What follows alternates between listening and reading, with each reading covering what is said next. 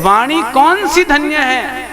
बोले वाणी वही धन्य है जिस वाणी के द्वारा उन भगवान का गुणानुवाद गाया जाए। सा वागया तस्य गुणान गृणीते। जिस वाणी के द्वारा उन भगवान का गुणानुवाद किया जाए, जिस वाणी के द्वारा उन भगवान के लिए कीर्तन गाया जाए, जिस वाणी के द्वारा उन भगवान का भजन किया जाए, वही वाणी धन्य मानी जानी चाहिए।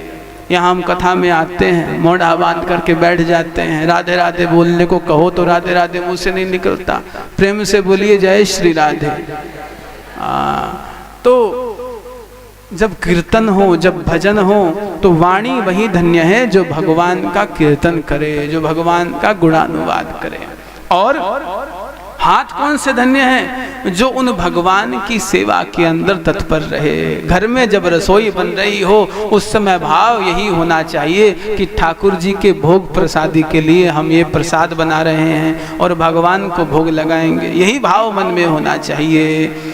और स्मरेद वसंतम स्थिर जंगमेशु, वो परमात्मा हर एक स्थान में विद्यमान है, ऐसा दर्शन प्रत्येक भक्त को करना चाहिए। शृणोति तत् पुण्य कथा सकर्णः।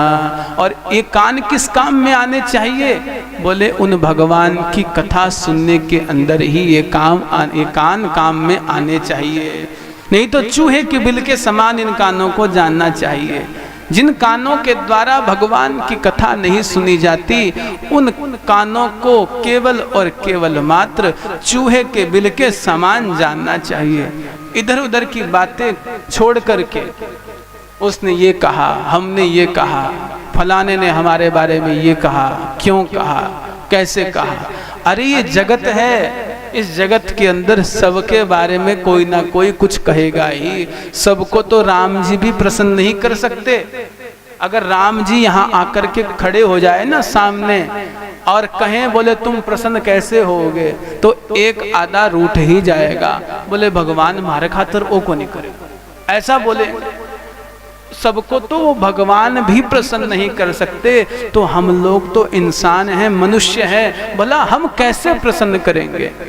इसलिए इन सब पर विचार न कर करके, इधर उधर का विवाद न कर करके, केवल और केवल मात्र इन कर्ण रंध्रों से उन भगवान का भजन सुनना चाहिए।